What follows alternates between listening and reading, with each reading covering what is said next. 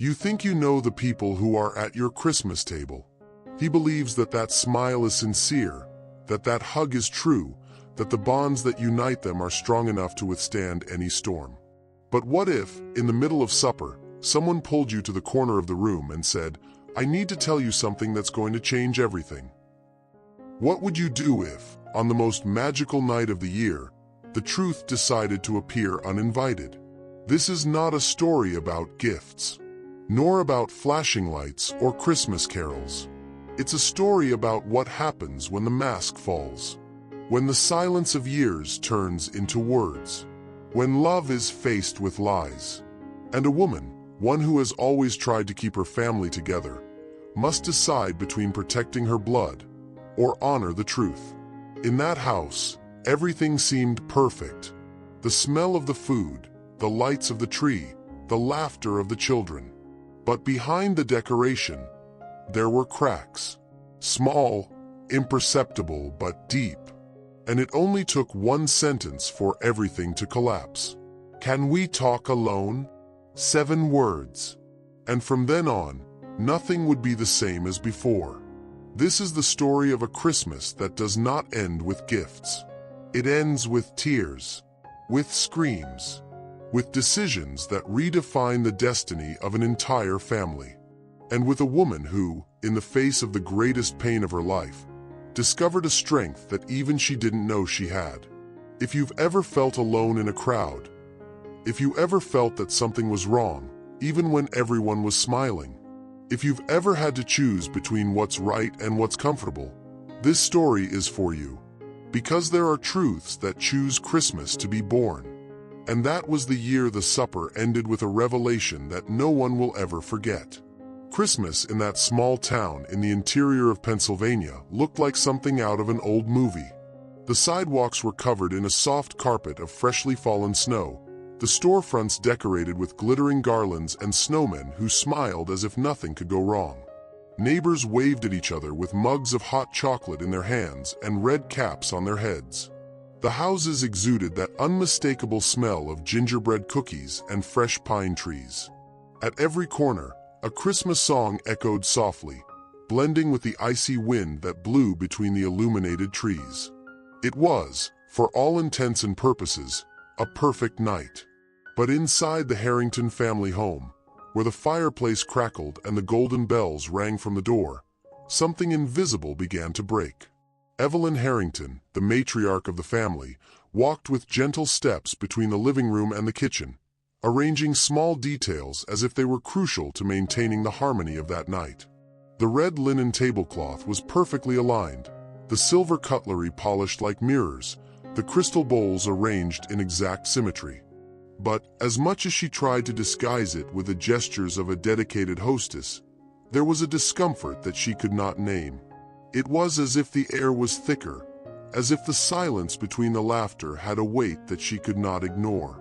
Evelyn had felt this sensation before, as a subtle anticipation that something very important was about to happen, something that would change everything. She remembered clearly years later, the exact moment when she realized that this Christmas would not be like the others. He was placing a gold star in the center of the table when his eyes crossed with those of Clara, his daughter-in-law. The young woman was standing next to the sofa, motionless, looking at her own feet. There was a stiffness in his shoulders, a slight tremor in his hands. And more than that, there was an absent gaze, as if his mind was stuck in a far, far away place from that cozy environment. Evelyn knew that look. It was the same one he had when, years ago, he had to make a decision that broke his heart in half. A look of someone about to do something that they know there is no turning back. The house was full. Children, grandchildren, cousins, old friends from church. All gathered around the tree that flashed in golden and red tones.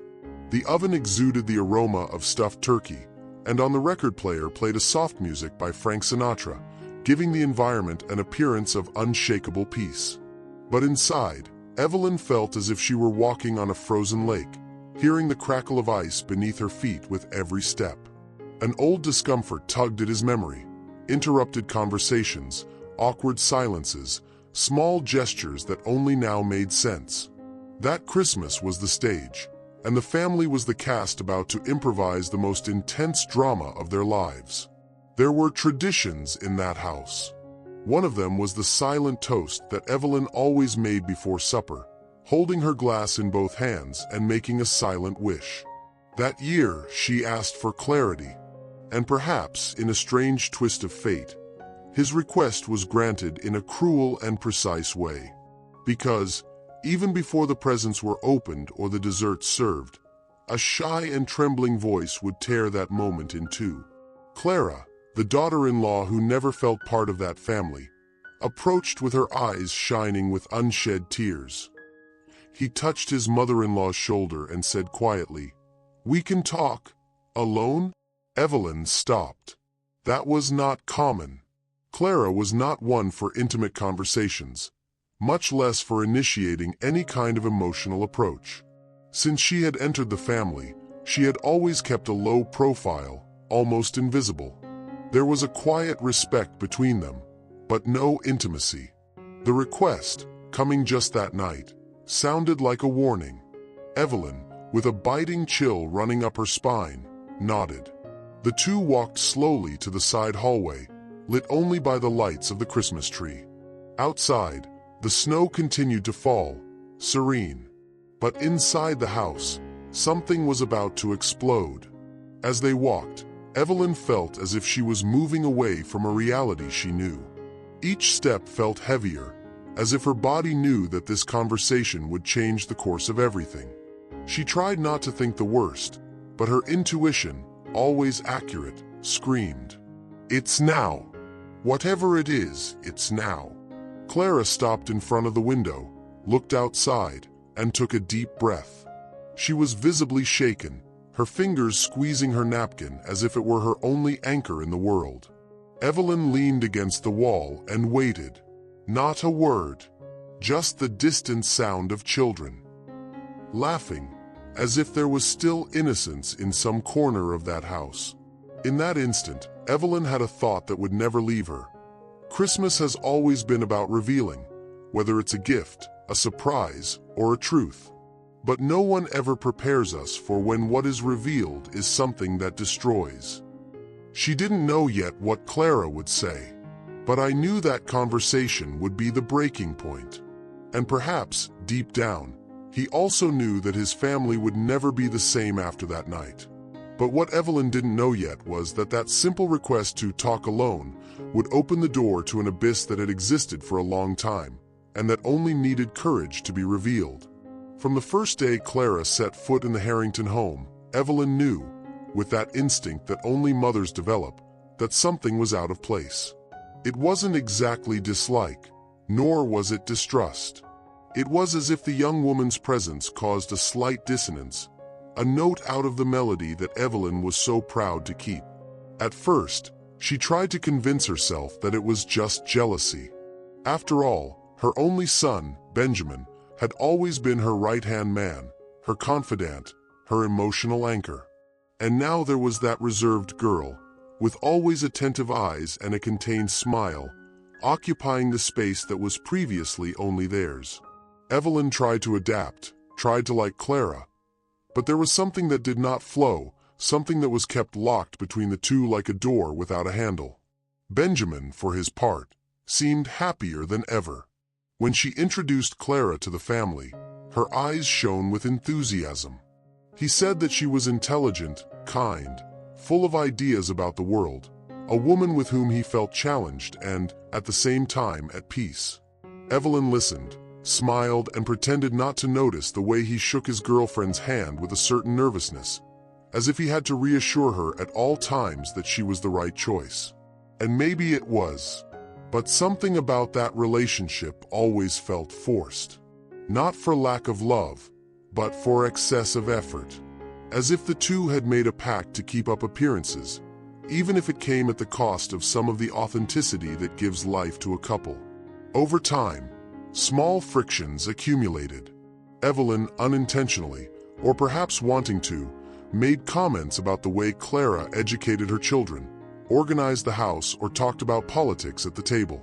Nothing offensive, but all subtly uncomfortable. Clara, in turn, answered with silence. A silence that hurt more than any scream, because it was a silence full of sorrow and resignation. There was never a direct fight between the two, just this implicit game of disguised pinpricks, tense smiles and sentences cut in the middle.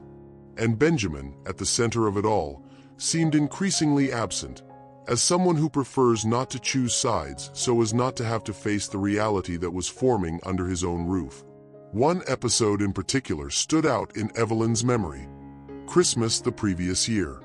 Everything had gone well until the end of the night, when he noticed that Clara had locked herself in the bathroom for almost 20 minutes. When he left, his eyes were red, and the excuse was, "Something made me sick." Evelyn believed it at the time, but something there choked. Later, she saw her daughter-in-law sitting alone in the dark of the porch, staring at the sky as if searching for answers. She wanted to get closer, but she didn't know how. And, to be honest, maybe I didn't want to. That night passed, but the image of Clara in that state came back to Evelyn's mind many times. Especially now, on another Christmas night, when everything seemed about to explode. Over the years, Evelyn tried to find explanations for the discomfort she felt. Maybe it was a matter of temperament. Clara was reserved, introspective, different from the expansive and communicative women she was used to. Maybe it was the generation, with its modern ideas about relationships, parenting, lifestyle. Or maybe, and this was the possibility Evelyn avoided the most, Clara was hiding something. Not something scandalous, but something deep, dense, impossible to be shared in a casual conversation.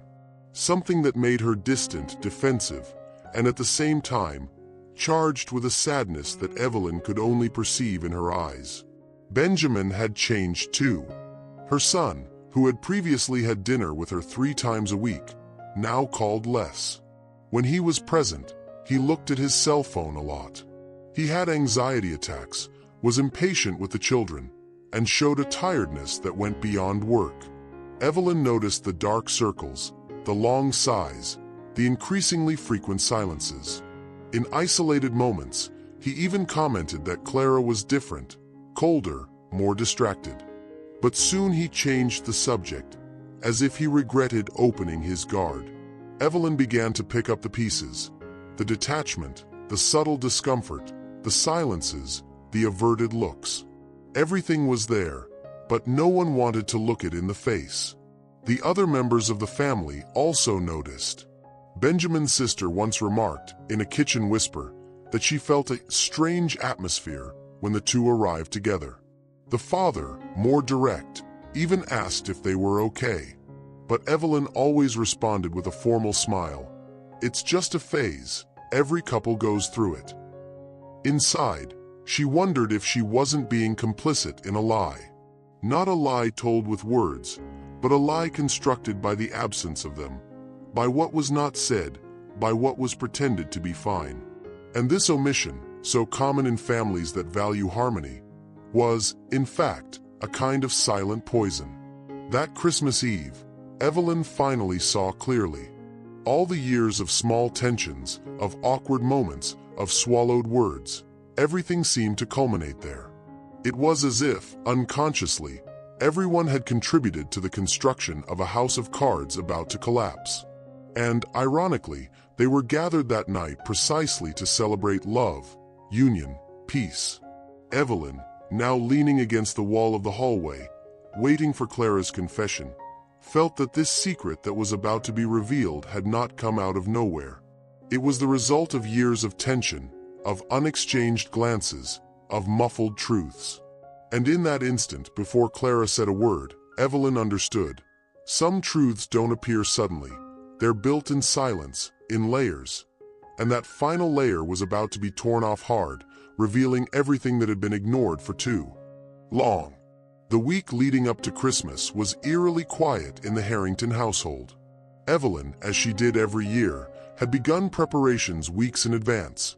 Recipes tested, ornaments checked, the old box with colored lights carefully untangled. It was a kind of sacred ritual for her. decorating the house not only to receive people, but to evoke memories. Every detail had its own ghost, a souvenir hanging between the branches of the pine tree or hidden in the bottom of a box of ornaments. But that year, even with the lights on, something remained dark. It was as if, no matter how hard I tried to fill the spaces in the house with the Christmas spirit, a shadow settled in every corner, waiting for the right moment to show itself. The children of the family used to run around the house, spreading laughter and gift papers, but they were quieter. Evelyn attributed this, at first, to the fatigue of the school holidays. But something about the way they looked at their parents bothered her. The older ones seemed to realize that something was not right between Clara and Benjamin. The youngest, Sarah, even asked, "Why doesn't Mommy smile more at Christmas?" Evelyn froze at the question.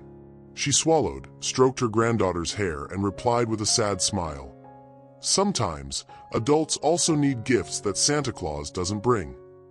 In that answer, there was more truth than she would like to admit. As she assembled supper, Evelyn noticed the silence in the details. The oven worked as usual, exuding the unmistakable aroma of herbed turkey and green apple, the kind of smell that usually embraced guests before they even took off their coats.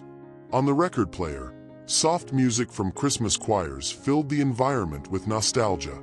The candles burned steadily, and the golden bells hung from the windows. It was all beautiful, even too much, as if beauty were a desperate attempt to cover up discomfort. And then, when she saw Clara folding her napkins with almost obsessive care, Evelyn knew this wasn't just a Christmas. It was the stage for an announced revelation. Clara was strange, not in the usual sense, but in a deeper, more subtle way. His gestures were automatic, as if he were on autopilot. He fulfilled tasks as if he just wanted time to pass. He avoided looking Evelyn in the eyes, spoke quietly to the children, and walked away whenever Benjamin approached. During the assembly of the table, he dropped a glass and, instead of being startled, just stared at the shards for a few seconds, as if he were somewhere else. Evelyn bent down to help, and as she picked up the pieces, she noticed something shaking. Clara was crying silently, tears that didn't fall, they just pooled, discreetly, in the corners of her eyes. The son, on the other hand, seemed restless, but tried to disguise it. He paced back and forth with a glass of wine in his hand, laughed too loudly at his uncle's jokes, exaggerated his enthusiasm when praising the food, all as if he wanted to divert attention from something. Evelyn, experienced in reading people, saw the truth behind the mask. Benjamin was about to lose control. And maybe he knew that. When he sat down for a moment on the sofa in the living room, before supper began, he pressed his face between his hands and stood there, motionless. Evelyn approached slowly, asked if he was okay. He smiled. A smile that didn't last more than a second. "Just tired, Mom," he said, and got up quickly. That confirmed what she already felt. There was a storm brewing.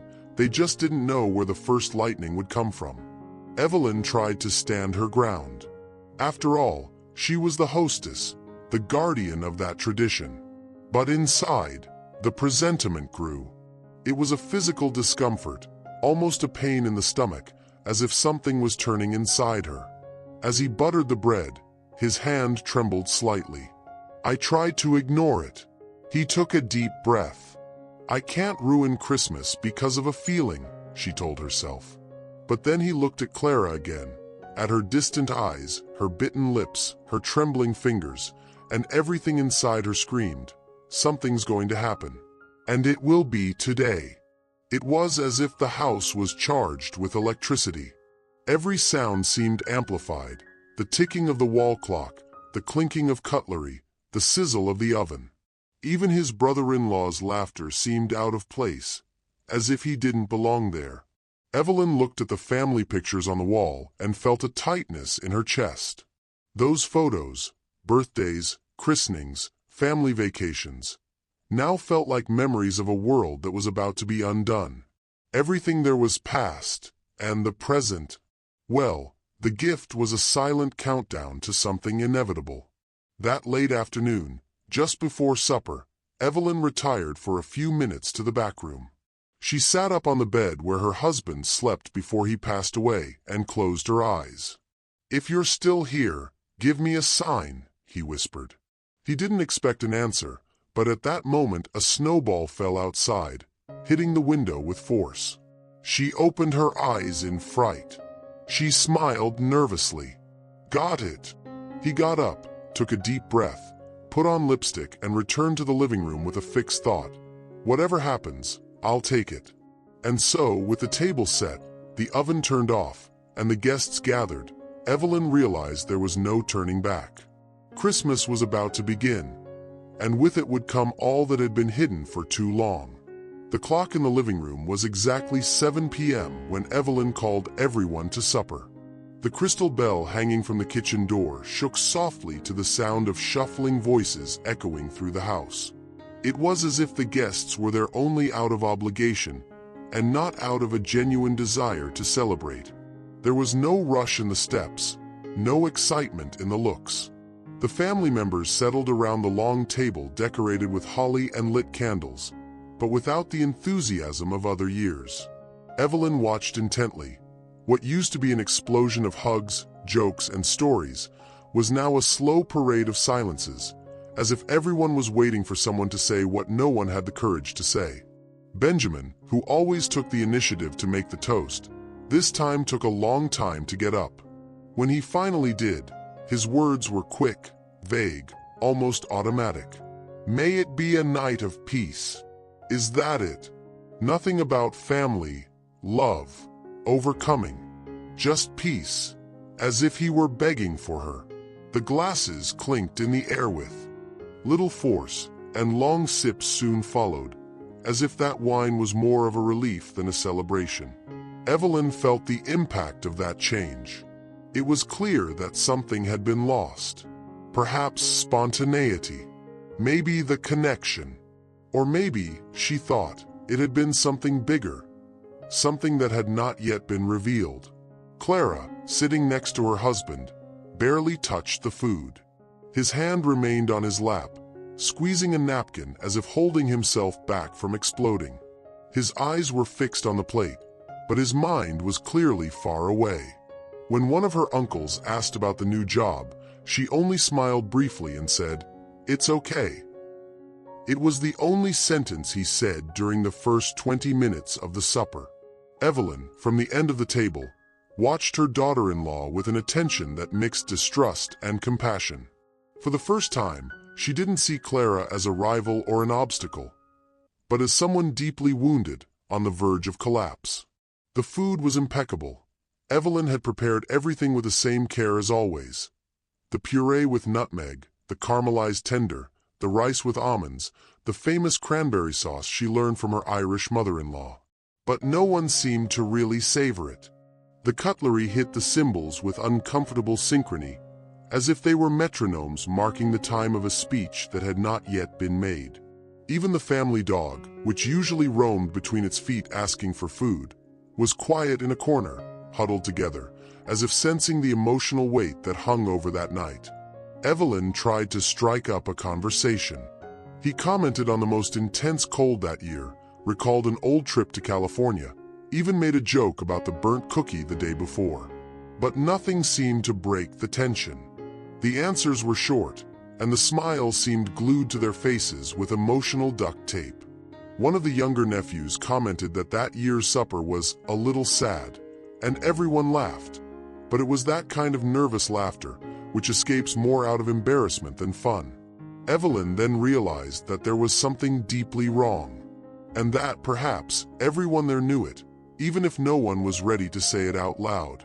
At one point, Clara dropped the cutlery with a slight noise, took a deep breath and looked towards the window. Evelyn noticed. The daughter-in-law was about to say something, but was interrupted by one of the uncles who began to tell an old story, trying to liven up the environment. But no one really listened. Clara's eyes were teary. His chin trembled discreetly. And Benjamin, next to her, just lowered his head, as if he no longer wanted to support the theater. The scene was painfully clear. There was a conversation waiting to happen, and it was bigger than any meal, bigger than any tradition, bigger than Christmas itself. Time seemed to slow down.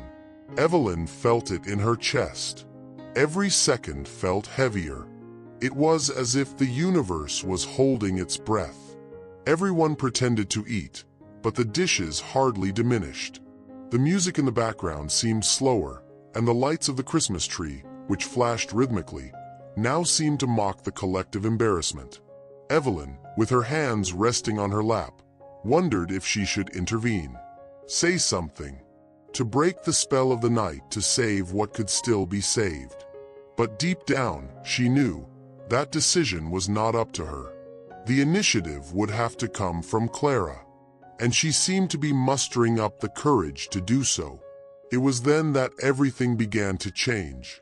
Clara let out a loose, almost imperceptible sentence, as if talking to herself. "I think this is going to be our last Christmas like this." The phrase fell on the table like a bomb with a delayed effect. Evelyn heard her clearly. He looked at his son, who remained silent. The other family members seemed not to have understood the weight of it, or perhaps pretended not to. But for Evelyn, that sentence was the harbinger of something much bigger. A timid introduction to a stifled truth. A warning, albeit whispered, that the night would not end as it began. And it was then that, without warning, Clara got up from the table, with sweaty hands and a steady gaze, staring at Evelyn as someone carrying a weight about to be lightened. The next sentence would no longer be a whisper, and Evelyn already knew that, from then on, nothing would be the same as before. It was after that whispered phrase, "I think this will be our last Christmas like this," that the air seemed to be sucked out of the room. Evelyn heard clearly. Clara's tone was low, but not fragile. It was as if she had rehearsed that sentence many times, as someone who carries a weight that needs to be deposited carefully. The noise of the cutlery continued, the conversation continued, but Evelyn could no longer hear anything. Everything around became muffled noise. His full attention was on that woman sitting across the table, her eyes fixed on the void and her soul clenched between her teeth. It was then that Clara raised her face and, for the first time that night, looked directly into her mother-in-law's eyes. "Evelyn, can we talk for a moment? Just the two of us." His voice did not tremble, but the eyes, yes. The request arrived as a sentence. Evelyn, who always had a sharp instinct, knew that it was not about any comment, nor a superficial outburst. That conversation was not about decorating the supper, nor about trivial problems with the children. It was about something serious, something big, and, above all, it was something that was already decided. The way Clara spoke, there was a decision there, determination, a contained strength that did not come from now, but from a pain accumulated over months, perhaps years. Evelyn felt her heart racing. He took a deep breath. He looked at his son, who was still silent, as if he guessed what was coming. And then he stood up lightly, as if going to meet a truth that he preferred not to know. The two walked in silence to the smaller room, an old library with windows overlooking the snow-covered garden. Evelyn closed the door slowly, as if the sound of the doorknob might break something delicate in the air. The room smelled of old wood and old books, a place where, ironically, she used to look for answers in times of uncertainty. But that night, there would be no book that explained what I was about to hear. Clara remained standing, hesitating. He seemed to measure the time between silence and speech, as if a part of her was still considering giving up. Evelyn, out of respect, said nothing. He just sat in the armchair and waited. What came from then on would come in the time it needed. Clara finally began. The voice came out low, as if every word was being forcibly pulled from the back of his throat. "Evelyn, I never wanted this conversation to happen like this. But I can't keep pretending anymore. It has reached the limit." She looked out the window, where the snow was falling thick, as if covering the world with a veil of silence and farewell. "You'll probably hate me after what I say. And maybe that will destroy everything. But I prefer the naked truth than to continue suffocating in silence." Evelyn kept quiet. Every word Clara said seemed to tear not only the present, but the entire past. That tone, that way of looking, something was falling apart there, even before the confession came. "I've waited a long time for this," Clara continued, her eyes already teary. "And during all these years, I've tried. I tried to be the ideal daughter-in-law, the perfect wife, the mother that everyone was waiting for. But I was just surviving. And this Christmas, Evelyn, this Christmas would be the last time I could smile without completely betraying myself." Evelyn felt a tightness in her chest. He didn't know what Clara would say, but he already knew that, after that conversation, nothing would be in place. "Maybe you think I'm exaggerating. But what do I need to tell you? It will change everything, including his relationship with Benjamin." Upon hearing her son's name, Evelyn felt a pang in her stomach. It was about him. It always has been. Clara took several deep breaths, as if he were on the edge of an emotional precipice. "I don't know how to start," he murmured, "but I have to say it." Evelyn stood up slowly and placed a hand on the back of the chair in front of her, firm but silent. It was not time to interrupt. It was time to listen. The confession was about to emerge, like an avalanche accumulated at the top of the mountain of silences that this family had sustained for so long. The tension in the air was almost tangible. Clara closed her eyes for a moment, and, when she opened them, her face looked different, as if he had crossed the border between fear and courage. "I regret not speaking up sooner," she said, "but today, I can't carry this alone anymore." Evelyn felt her hands sweat. He looked into his daughter-in-law's eyes and saw there the mixture of guilt, pain, and liberation. It wasn't just a secret. It was something that redefined everything. And even without hearing the content of the revelation, Evelyn was already crying inside. Because he knew, certain truths have no return. And that was one of them. Clara opened her mouth to start, but the sound of the door opening in the distance, perhaps one of her uncles looking for the bathroom, interrupted her. For a moment, they both froze. The forced pause gave Evelyn time to think, and everything inside her screamed, "No matter what she's going to say, you need to be ready." The last thing he wanted was for that Christmas to end in ruins. But the truth was already there, in the air, hanging on the thread between now and later. And at that moment, Evelyn felt she preferred the pain of truth to the torture of the unsaid. And so, still not knowing the exact words that were to come, Evelyn stared at Clara with steady eyes. The next paragraph of that night would not come with bells, or laughter, or toasts. It would come as a cut, a divider, a secret kept too long, about to be revealed. The silence between the two seemed eternal. Clara stood in front of the window of the small library, staring at the snow that fell outside with the same expression as someone who watches a world collapse in slow motion. Evelyn, firmly next to the chair, had her gaze fixed on her daughter-in-law's face, waiting for something she knew would hurt. It was like being about to cross an emotional minefield. Every word Clara uttered could be an explosion. But she wouldn't run away.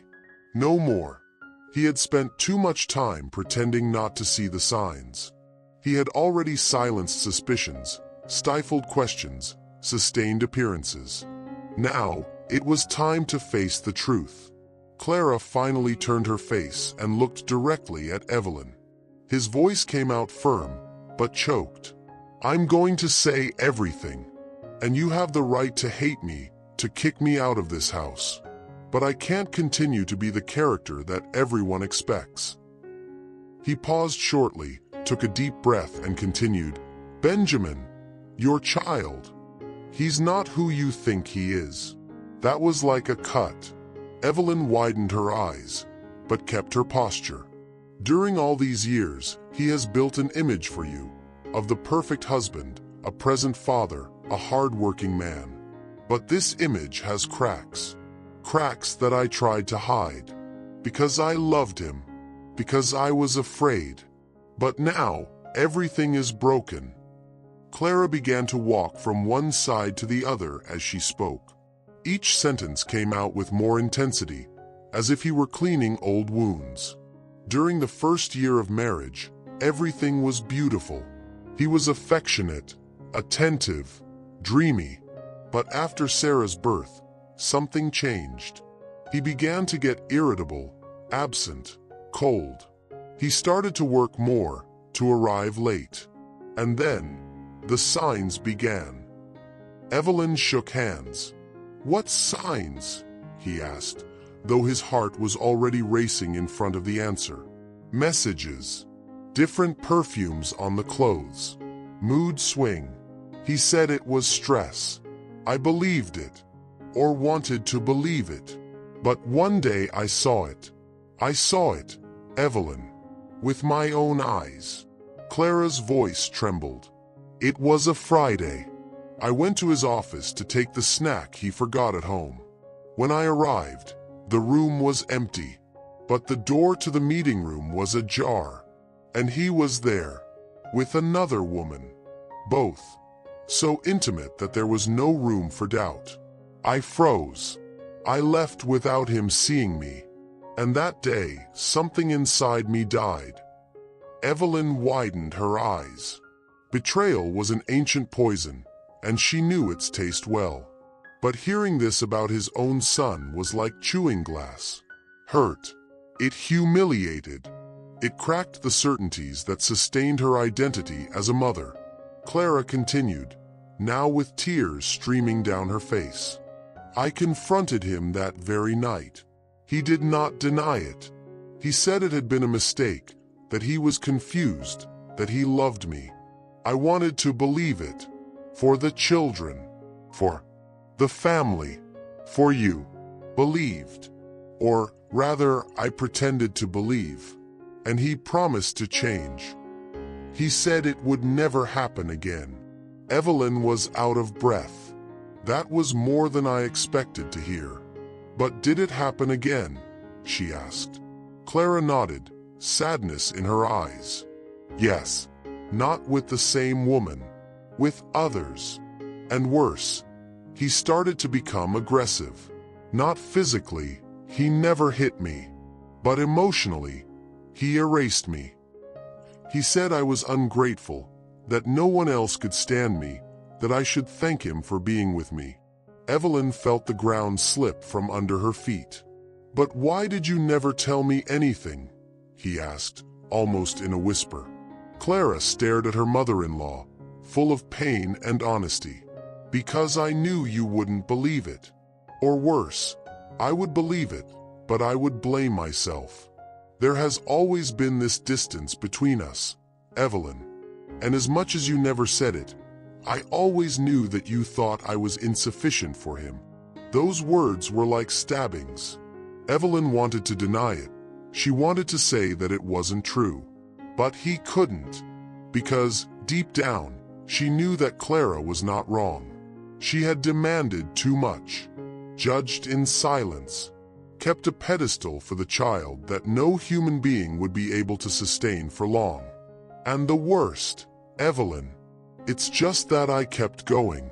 I continued out of fear, out of shame, for the children. I continued because I still loved that man. But in the last month, I discovered something that broke everything for good. Evelyn was now pale, his eyes fixed on his daughter-in-law. He's involved in something dirty, very dirty. I found emails, archived conversations. Benjamin is embezzling money from the company. Dirty money. He is being investigated. And he didn't tell me. I found out by chance. He doesn't even know that I know yet. Evelyn put her hand to her mouth. as if she wanted to hold back a scream. That was more than infidelity. It was a crime. It was reputation. It was jail. The confession proceeded with details. Clara showed photos, prints, messages on her cell phone. Evelyn saw it all. He was in shock. That wasn't just a mistake.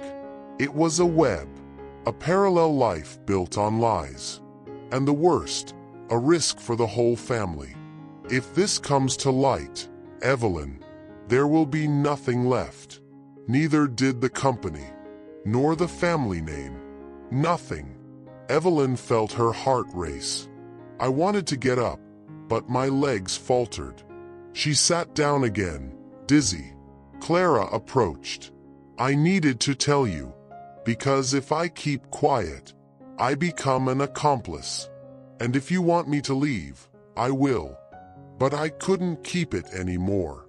For a moment, they were both silent. The sound of the snow outside seemed louder.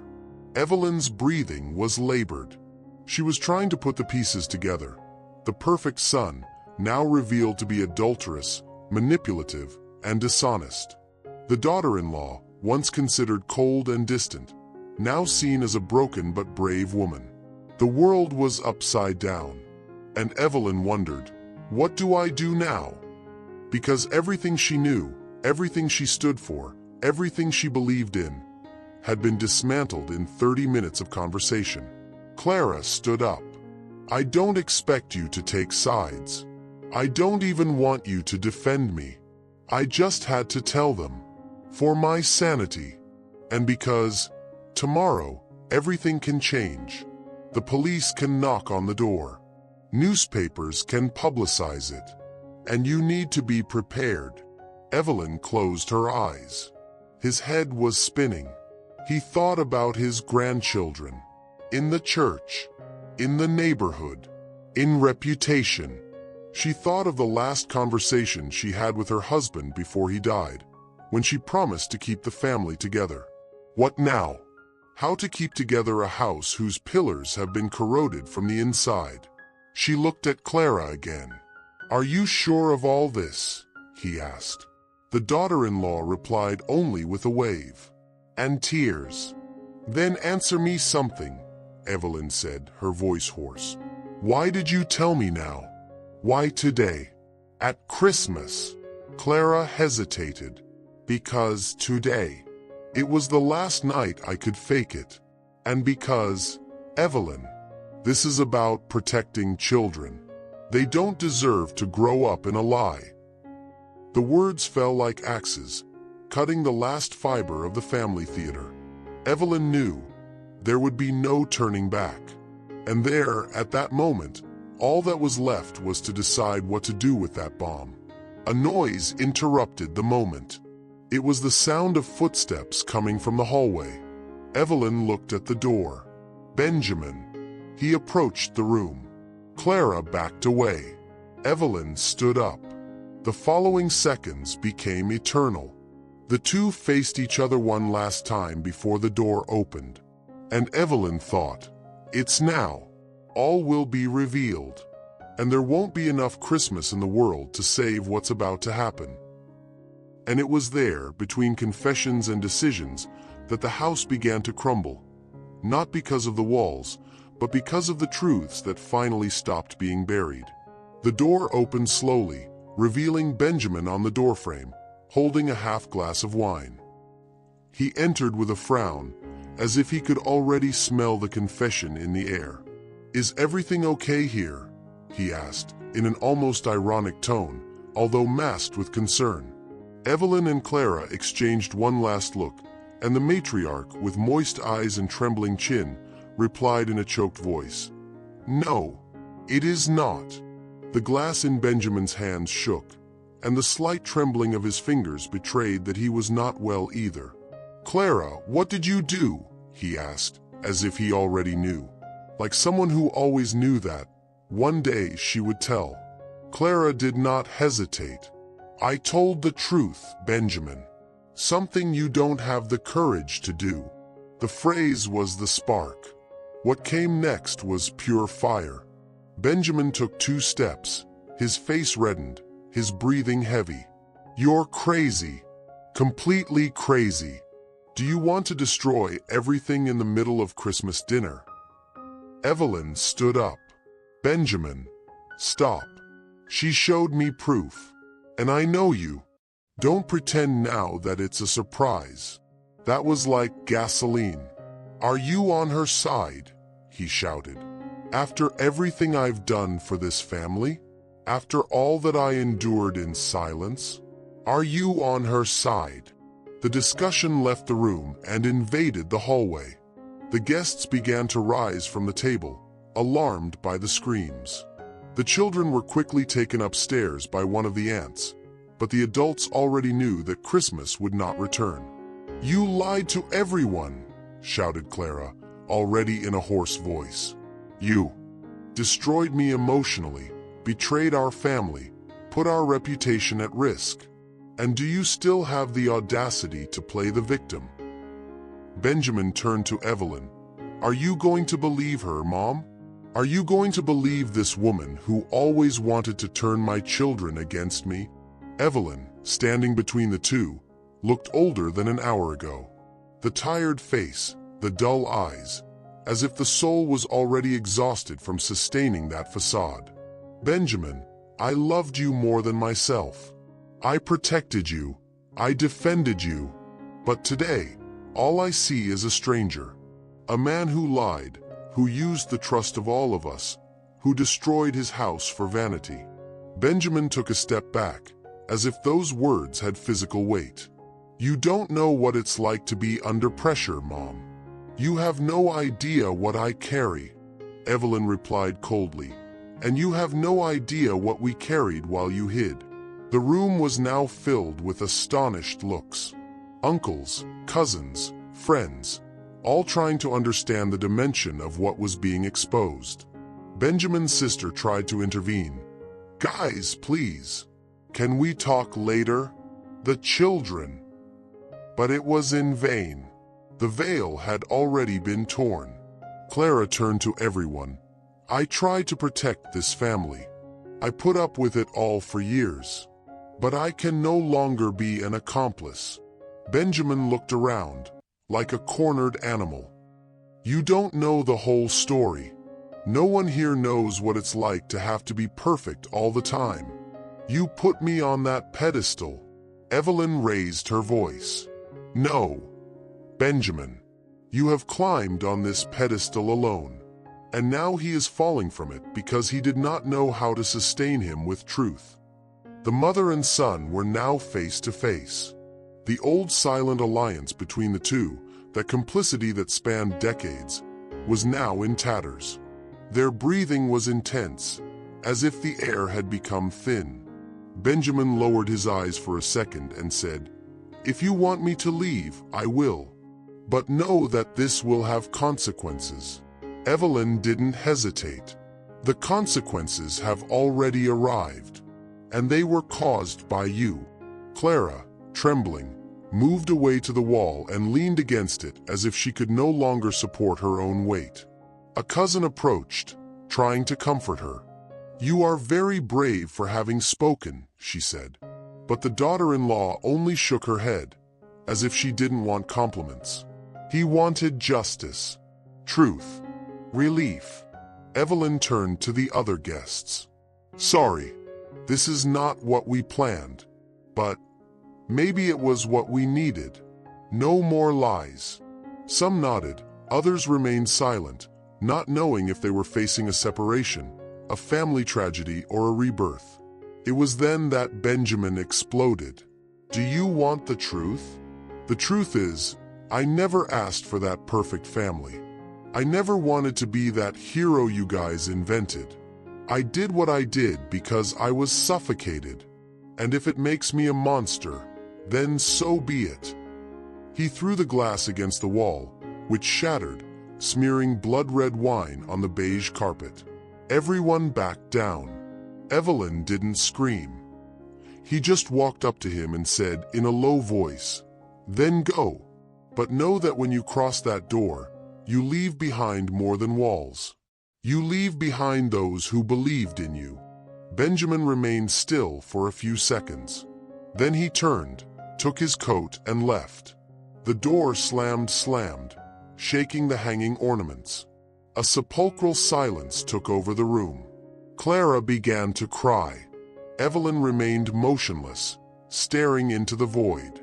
Someone asked if they should continue with dessert. No one answered. The hands of the clock moved slowly, as if time was apologizing for continuing. Minutes passed, maybe an hour. Gradually, the guests began to leave, in silence. Just looks, a few taps on the shoulder, one or two, "I'm sorry," whispered at the door. Evelyn followed everything as if in a trance. The house she had so carefully built now looked like a post-war setting. Dirty dishes, fallen ornaments, a Christmas tree glowing alone in the corner, as if it hadn't witnessed the chaos that had just happened under its light. When only the two of them were left, Evelyn and Clara, silence came back to dominate. But it was no longer the same silence as before. Now it was a silence of revealed truth, of naked souls, of survival. Evelyn sat down, ran her hand over her face, and said, "I don't know what to do." Clara replied, "Neither do I. But now, at least we know what we're dealing with." The two looked at each other. For the first time, without barriers. No judgment. Just two women who, despite their sorrows, were left with the pieces of a story they did not choose. But what Evelyn didn't know yet is that Clara had not yet told everything. And what was to come could not only change the past, but also to rewrite the matriarch's entire perception of the life she thought she knew. Dawn had already arrived when silence filled the house again. The lights of the Christmas tree were still flickering but lifeless, as if they were now just decoration on ruins. Evelyn was sitting on the couch, her body hunched over her knees. His hands hid his face, not out of shame, but out of exhaustion. Clara, on the other side of the room, remained standing, as if still waiting for permission to rest. The chaos had passed, but the cracks remained. And between those two women, something new, a shared pain that was beginning to build respect. That's when Clara broke her silence. "I didn't tell you everything." Evelyn raised her face slowly. There was no longer any strength to be surprised, or at least that was what he thought. But something in Clara's tone made her eyes widen. "Is there more?" he asked, his voice almost cracking. Clara nodded. He walked to the window and held the curtain as if he were leaning on himself so he wouldn't fall. "This last month, it was the worst. When I found out all about embezzlement, I went into shock. And then, out of fear, I started investigating further. I found a conversation on Benjamin's computer. An email. He was exchanging messages with someone. Someone you know." Evelyn felt a shiver run down her spine. "Who?" he asked, his mouth dry. Clara hesitated, as if she knew that this part wasn't just delicate, it was cruel. "With your friend. A Martha." The name hit like a punch. Evelyn was static. "Martha," he repeated, trying to assimilate. "Martha. My childhood friend?" Clara nodded. "Yes, the same. The emails were intimate. Old conversations, flirtations, confidences. They started more than a year ago, and they didn't just talk about betrayals. They talked about you, about how you got in the way, about how easy it was to manipulate you." The ground seemed to disappear under Evelyn's feet. The betrayal of the son was already too much. But from her best friend? It was the blow that crossed any line. "Are you sure about that?" she muttered. Clara walked to her purse and pulled out her cell phone. He handed the device to Evelyn, who read it silently. Phrases such as, "She doesn't suspect anything," and "Your mother has always been good at pretending to command something," stood out. Evelyn felt a sudden nausea. She dropped her cell phone on the couch, covered her lips with her hand, and almost cried. But he didn't cry, because what came to light was no longer sadness. It was indignation. She frequented this house, ate at our table, hugged me on Christmases past, whispered Evelyn in a hoarse tone. Clara just nodded, respecting the internal breakdown that her mother-in-law was experiencing. "And why didn't you tell me that before?" asked Evelyn, now with a thread of anger in her words. Clara sat down for the first time that night and replied, "Because I knew that this part was going to hurt more than all the others. It hurt even me. But you needed to know. This betrayal is older than me, and deeper than you think." Evelyn nodded slowly, like someone trying to wake up from a nightmare. The next few minutes were of total silence, but not the same uncomfortable silence as the supper.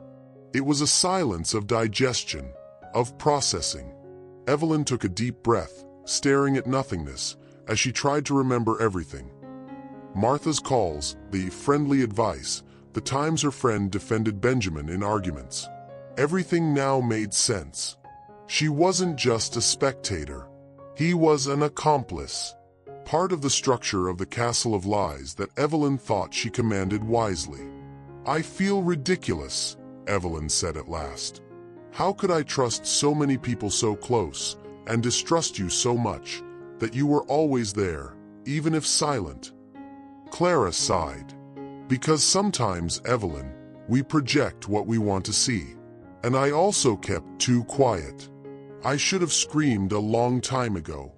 Their frankness was now the only trace of beauty on that tragic night. There was a new connection between them. Not of friendship yet, but of recognition.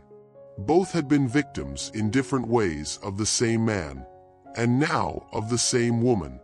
"I spent the last few days thinking about whether I should tell this last detail," confessed Clara. "But after supper, after the explosion, I realized that not telling it would be unfair. You deserve to know everything, even the worst." Evelyn nodded with teary eyes. "Yes, because now I need to rebuild, and you don't rebuild anything on top of half-truths." The maturity of that phrase echoed through the room. For the first time, Clara smiled. A sad but honest smile. The kind of smile that says, "I'm tired too, but I'm here." The clock in the living room struck 3 in the morning. The house was in absolute silence, but Evelyn's inner storm was still roaring. The matriarch stood up, walked to the window, and looked up at the sky. "I wish my husband was alive. He would know what to say." Clara approached. "Maybe he's listening." Evelyn laughed for the first time. A painful but necessary laugh. "If it is, you must be wondering where we went wrong." Clara looked at her mother-in-law with unexpected tenderness. Sometimes it's not a mistake. It's just weak people making cowardly decisions. The two remained side by side for a few minutes, like two survivors of an emotional shipwreck. The past, at that moment, could no longer be erased. But the present, it could still be rearranged. "There's one more thing," Clara said hesitantly. Evelyn turned around in fear. "More?" she asked, exhausted. Clara nodded. "It's not something that's going to hurt you. On the contrary, it's something that may heal you." Evelyn narrowed her eyes.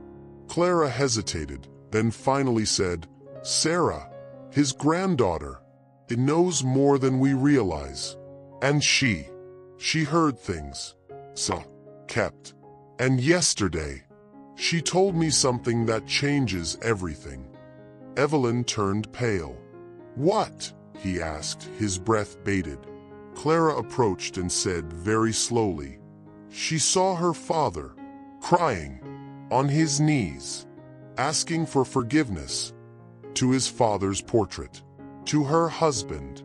And I said, 'I did it all wrong, Dad. I became the opposite of what you were.' Evelyn covered her mouth with her hand. "Did he say that?" she asked, her voice almost disappearing. Clara nodded. Sarah was scared. But he also said that, for the first time, he saw his father as he is. Human. Weak. That's it. Maybe it also needs to be heard. Evelyn sat up again, the weight of that new detail collapsing.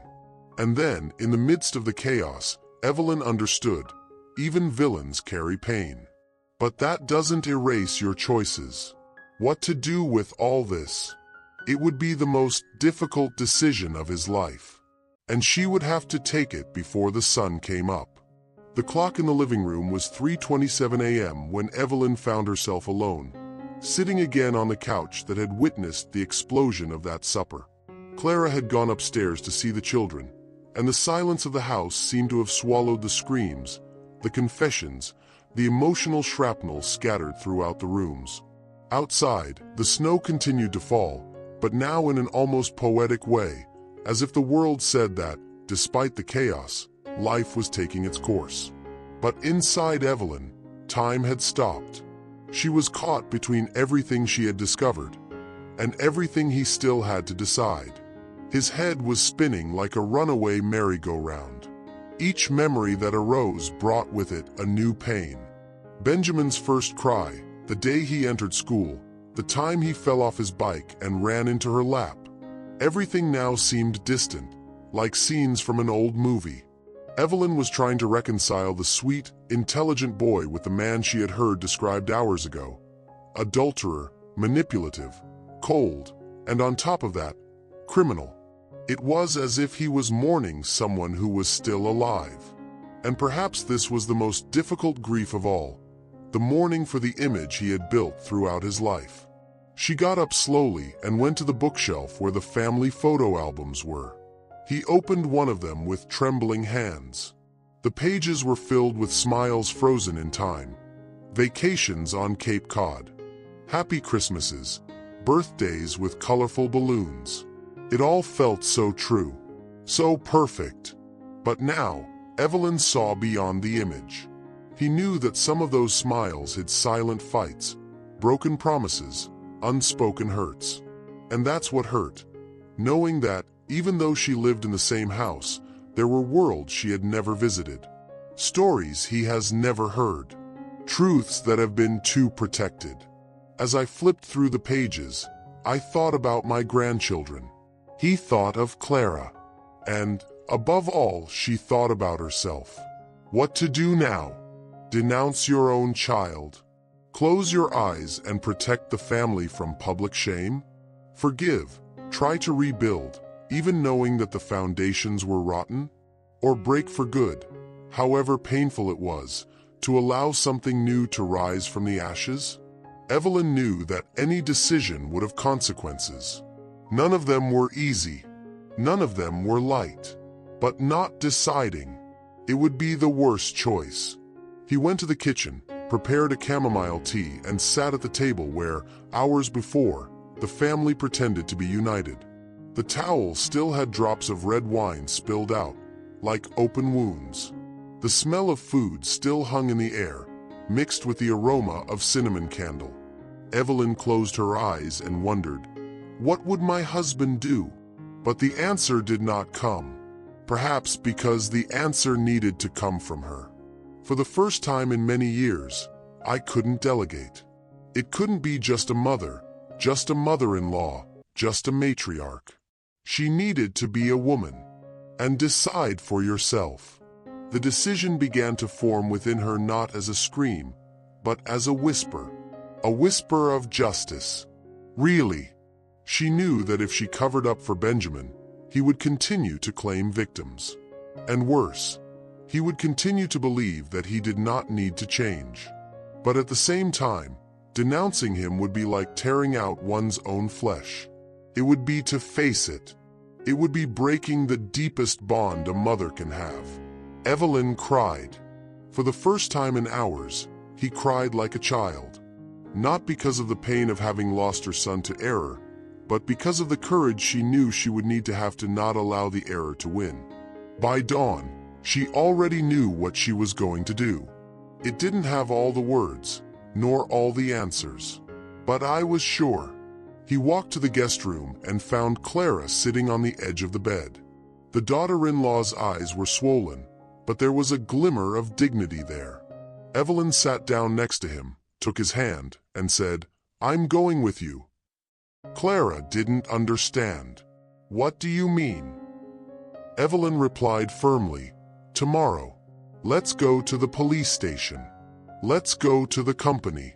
We go wherever we need to. I will no longer protect those who do not want to be saved. I am a mother, but I'm also a woman, and this family will no longer be built on lies." Clara cried, not of sadness, but of relief. For the first time, she was not alone. For the first time, Evelyn positioned herself not as the mother of the aggressor, but as a defender of the truth. "Are you sure?" asked Clara. "It will be difficult. They will judge. They will point it out. They will say that you betrayed your own blood." Evelyn took a deep breath. "I'd rather be betrayed by him than betraying my conscience." It was the phrase he would carry for the next few years. The phrase that sealed a new era in that house. Shortly after, the children came down the stairs sleepily. Sarah ran to her grandmother and nestled in her lap. "Grandma, is Christmas over?" Evelyn looked at her watch. 6:03 a.m. Supper was over, the screaming had ceased, but Christmas, it was still there. "No, my flower," she said. "Christmas is just beginning.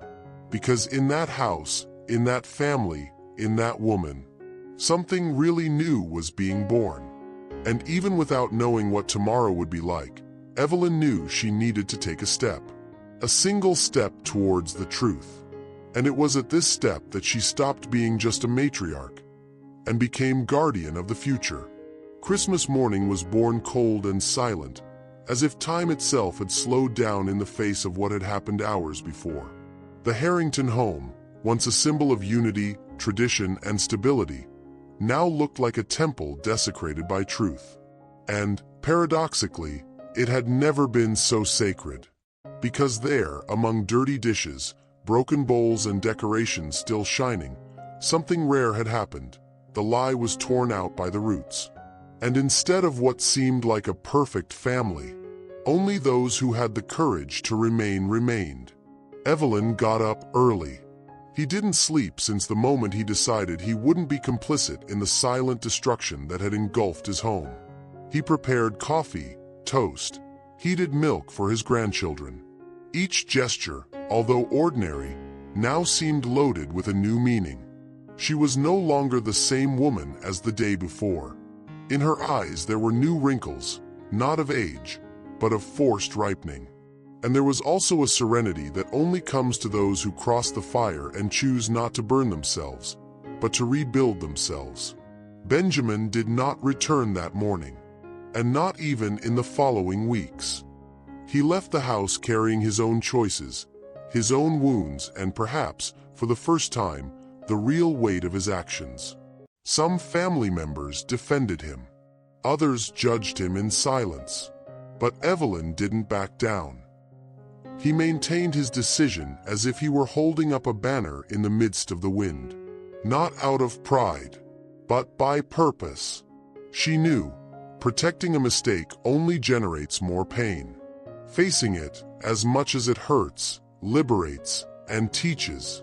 The news spread quickly among relatives. And like every family story, it gained versions, distortions, and exaggerations. But Evelyn's version was only one. It was the Christmas I chose not to pretend anymore. That phrase became his shield. And also your compass. The first few days were hard. Visits have become rare.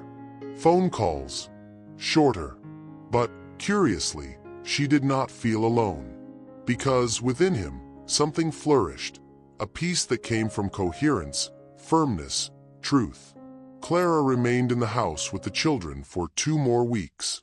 Then he rented a small apartment on the same street. Evelyn helped her with the move. For the first time, the two worked together, in silence but with complicity. The old hurts, the past judgments, everything was washed over time. And with the choice to start over, Evelyn spent afternoons with her grandchildren, helped with chores, laughed with them in the park. She rediscovered the lightness she had lost trying to sustain a role that no longer represented her. In the church, some looked at her with fear, others with silent admiration. But Evelyn never stood up for herself. Those who needed explanations were those who still pretended to live on false foundations. She just followed, head held high, clean heart, hardened soul, yes, but free. One day, a choir lady stopped her and said, "You were brave. It's not every mother who can do what you did." Evelyn smiled and replied, "I didn't do it as a mother. I did it as a woman, and as a guardian of what I believe in." At the end of January, he received a letter. It was Benjamin's, handwritten. The content was brief, but revealing. He asked for forgiveness. He said he was undergoing treatment, that he was dealing with the investigations, and that, for the first time, he understood what he had done. "I still don't know if I deserve your forgiveness, Mom. But I needed to tell you, you saved me when you confronted me. And one day, I hope I can repay that." Evelyn cried, not sadness, but of something that resembled hope. She kept the letter in a wooden box, along with old photos and objects that now had a new value. It was no longer the memory box. It was the box of truths, of the milestones, of the difficult choices that forged the destinies of a family. And that Christmas, the Harringtons' fate had changed, not for the worse, but for more real. And that, in the end, was all Evelyn needed. The years passed, but that night remained alive in the memory of everyone who was there. The children grew up with a grandmother who taught them, firmly and gently, that silence is also a form of violence, and that the truth, even if it hurts, is always the best gift we can offer each other. Clara remade her life. Calmly, carefully, with a lot of therapy. He became a reference in his profession. He gave lectures on silent emotional violence. And he always said at the end of his speeches, "My liberation began at Christmas, when a woman who judged me had the courage to listen to me, and to put himself by my side." Evelyn listened to her from afar, her eyes teary, but her heart full of peace. The following Christmas was simple. Just Evelyn, Clara, and the children. But it was the truest they have ever lived. They set up a small tree, baked cookies, sang Christmas carols, and wrote letters to each other. In the letter Evelyn received from Sarah, the granddaughter wrote, "Grandma, you saved Christmas, and saved Mom. When I grow up, I want to be strong like you." It was the most beautiful gift she ever received. Today, when Evelyn recalls that Christmas when everything came crashing down, she doesn't do it sadly, but with gratitude, because he understood that pain, when faced with dignity, does not destroy. She reveals, purifies, turns, and, above all, it liberates. She wrote this in a note and hung it inside the family Bible. "The Christmas I lost my son, it was the same in which I found myself. That's it. I'll never forget it." But before this story reaches the hearts of the public, it's time to go back to the beginning. Because no one imagines, when they see a beautiful and decorated house, that what really shines inside. It is the courage of those who chose to stop pretending. Maybe you watched this story feeling a lump in your throat. Perhaps he saw himself in Evelyn, trying to keep everything standing, even when everything was already falling apart inside. Or maybe he identified with Clara, suffocating truths, swallowing pain, enduring more than he should for fear of destroying what others call family. But the truth is that this story is not just about a confession. It's about choices. about courage, about the moment when someone needs to stop protecting their appearance, to begin to protect the truth. How many times have you been silent to keep the peace? How many times have you swallowed your tears, disguised your fear, pretended not to see? How long will you continue to think that enduring everything is a sign of strength? Because sometimes the greatest act of love, it is to say enough is enough. If you live surrounded by fake smiles, deafening silences, or relationships that make you sick, maybe this is your calling. Maybe this story found you not by chance, but because it's time for you to write your own chapter of liberation. Don't wait for chaos to knock on your door to take action. The truth, no matter how hard it may seem, always heals more than the lie. And sometimes, the only way to save what really matters, it's letting go of what hurts you. Now I ask you, what truth have you avoided facing? Which lasso have you kept tied up just for fear of letting go? And if this is your time to choose the truth, would you have the courage? If this story has touched your heart, share it with someone who needs to hear it. Leave in the comments the phrase, "The truth set me free." Turn on notifications, subscribe to the channel, and stay with us. Because here, each story is a mirror, and each mirror can be the beginning of your healing.